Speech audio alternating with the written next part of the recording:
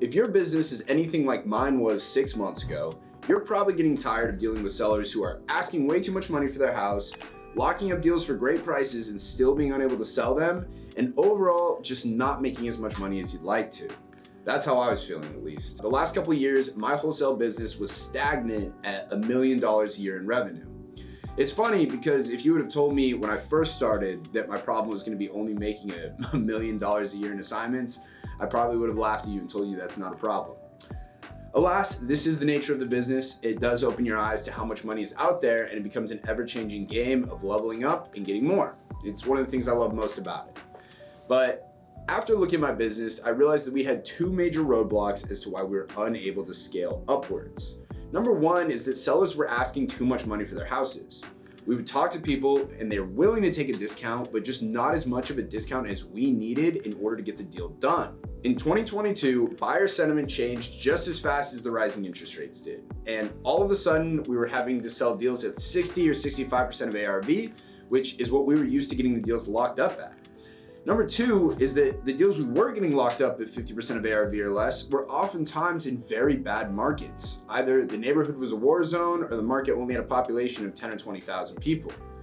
Essentially, we were getting good deals, but we didn't have anybody to sell them to.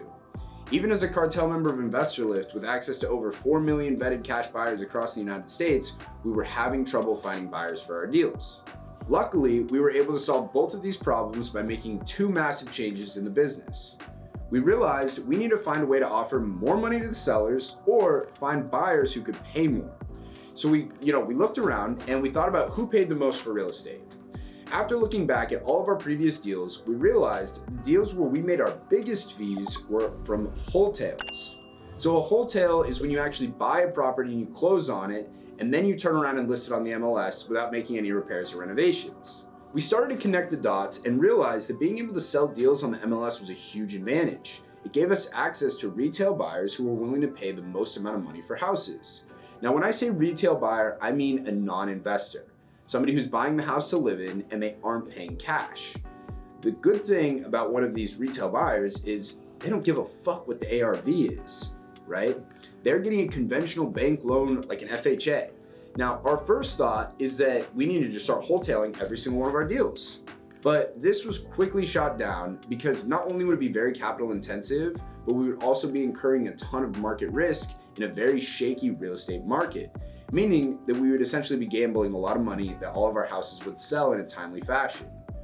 But what if we could sell these properties on the MLS and sell them to a retail buyer without having to take down the property ourselves?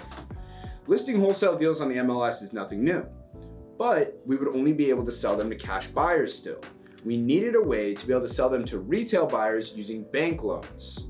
A quick side note, the reason why you can't assign a deal to a buyer using a bank loan is because banks won't pay assignment fees. That's when we realized we could easily do this at scale using a novation agreement. A novation agreement allows you to cancel your existing contract with a seller in exchange for a new one with a new buyer, provided that certain terms of the new agreement will match the old agreement, such as purchase price, closing date, etc. This new agreement would allow us to sell the deal to a retail buyer. About the same time we realized this, we also decided to change up our marketing methods. Until recently, all of our marketing was done via pulling list on batch and utilizing VAs to cold call and SMS the homeowners to see if they'd want to sell. Then I learned of a case study where an auditor went to 3 different very large wholesaling organizations in order to learn the results of their marketing. Now, what they found piqued my interest. Apparently, the industry average for wholesale organizations is to close 1 in 70 leads generated from cold calling. So for every 70 people that my VA talks to and passes over to an acquisition rep, only 1 of those leads will turn into an actual closed deal that funds. In addition to that, the average amount of time it takes from when a cold call lead enters the system to when the deal gets locked up takes an average of 14 days, 2 whole weeks. Now, when I heard this, it kind of got my brain thinking, well, if I want to do $1 million a month in wholesale fees, and my average deal size is $20,000, then we need to close 50 deals a month. But in order to get 50 deals a month, we would need to generate 3,500 leads a month. or 116 leads a day. A performing VA sends over an average of 2 leads per day, meaning we're gonna need 50 or 60 VAs. Not to mention the amount of acquisition reps we would need to handle all of those leads. Basically, I realized that it didn't sound very probable to do $1 million a month in wholesale fees if I'm getting my leads from cold calling. Then the auditor began to talk about various channels of inbound marketing, things like Google PPC, YouTube ads, and Meta ads. And apparently, inbound marketing was converting at 1 in 20, meaning for every 20 leads that were generated, teams were expected to close 1 of those deals. Not only that, but the average amount of days it would take from when an inbound lead entered the system to when it was locked up was only 2 days. Now that was something we could scale to $1 million a month. Learning this bit of information, while also realizing we could sell our deals on market to retail buyers using novation agreements, was kind of a perfect storm. We switched over all of our marketing to inbound sources: Instagram, Facebook ads, YouTube ads, and Google PPC. We also switched up our entire sales process and we started pitching novations to every single lead we got, and the results were staggering. In January of 2023, we locked up over 30 deals. In February, it was just shy of 30. As of today in March, we're on pace to get over 40. Scaling up to that $1 million a month is now within reach. Since there's been so much volume over the past few months, we've actually had a ton of time to get the kinks out and get the process moving like clockwork. There were definitely some rough patches when it came to figuring out how to get these listed with realtors and all the different paperwork involved, not to mention the title process being very unique and figuring out a way through all of that.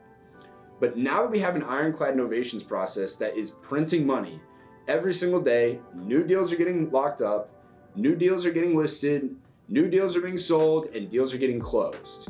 And I'll be honest with you guys, it feels good. Now, if you're interested in learning how to implement our novations process and our new marketing channels into your business, I would like to help you. However, this strategy is for advanced wholesalers only. You must be currently doing deals and you must have the money to spend on marketing. If you are interested, send me a DM on Instagram at Tyson_Smith. The lesson here, guys, is to always be open to adapting. As the market changes, good business operators must be willing to pivot and try out different strategies. If you aren't growing, you're dying. Now, with that being said, I appreciate all of you guys for growing here with me on the channel. And if you haven't already, click the subscribe button. And with that being said, we'll see you guys on the next one.